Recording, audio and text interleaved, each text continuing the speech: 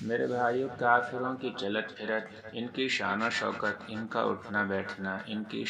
نشاط والی زندگی، ان کی باغ و بہار،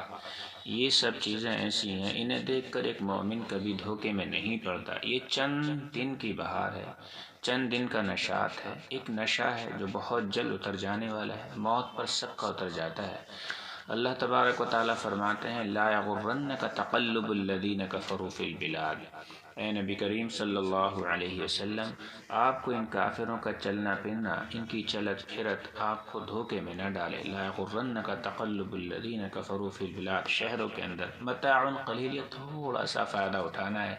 ثم مأواہم جہنم، پھر ان کا ٹھکانہ جہنم ہے۔ وبئس المہاد، وہ بہت برا ٹھکانہ ہے، بہت برا بچھونا ہے، بہت بری جگہ ہے رہنے کی۔ تو اگر کسی جس کو پھانسی پہ چڑھایا جا رہا ہو، اس کو پھانسی پہ چڑھائے جانے سے پہلے قورمہ کھلایا جاتا ہے، جو اس کی خواہش ہوتی ہے اس کے مطابق اس کے لیے وہ چیز مہیا کی جاتی ہے، لیکن ظاہر سی بات ہے کہ اسے قورمہ کھلایا جائے، اس کو بہترین سے بہترین مرغ کھلائے جائیں اور لذت والی چیزیں اس کے سامنے رکھی جائیں، تو اس سے ان کو دیکھ کر کوئی بھی خوشی نہیں ہوگی، کوئی عیش نہیں کرے گا، بلکہ اس کے سامنے تو موت ہوگی۔ یہی حال ہے کہ ان کو بھی ہلکا پھلکا جو اللہ کے نافرمان ہے قورمہ کھلایا جا رہا ہے، اس میں عیش کر رہے ہیں، مست ہو رہے ہیں، لیکن بہت جلد ان کو موت کا پیالہ پیش کیا جائے گا اور اسے پینا پڑے گا، اور اس کڑوے گھونٹ کو نگلنا پڑے گا، اور آخرت کی زندگی جب شروع ہو جائے گی تو یہ لوگ حواس باختہ ہو جائیں گے۔ اس لیے ایمان والوں کو ان کی چلت پھرت سے، ان کی شان و شوکت سے، ان کے دبدبے سے اور ان کی دنیاوی فتوحات سے، دنیا میں ان کے غلبے سے واقعتاً حقیقت تو یہ کہ ان کا غلبہ بالکل جھاگ کی طرح ہے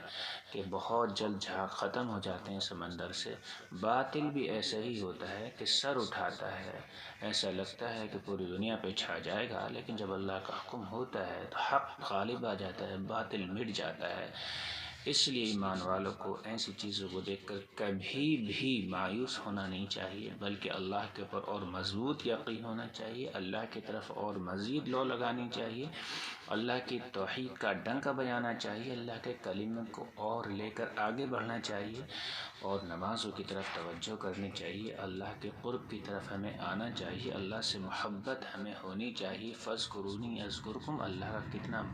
عظیم الشان ارشاد ہے کہ تم میرا ذکر کرو گے تو میں تمہارا ذکر کروں گا۔ تو اے ایمان والو، اللہ تبارک و تعالیٰ کی طرف آؤ، اس کی طرف توبہ، اس کی جناب میں توبہ کرو، اللہ سے محبت کرو، اللہ کے احکام کو مانو، اللہ کے مامورات پر عمل کرو، اللہ کی منہیات سے بچو۔ اگر ہم ایسا کریں گے تو اللہ تبارک و تعالیٰ سے پوری امید ہے کہ اللہ تبارک و تعالیٰ یہ گھنے بادل بہت جلدی چھاڑ دیں گے، پھر روشنی کی کرنیں آئیں گی، ایمان کی لہریں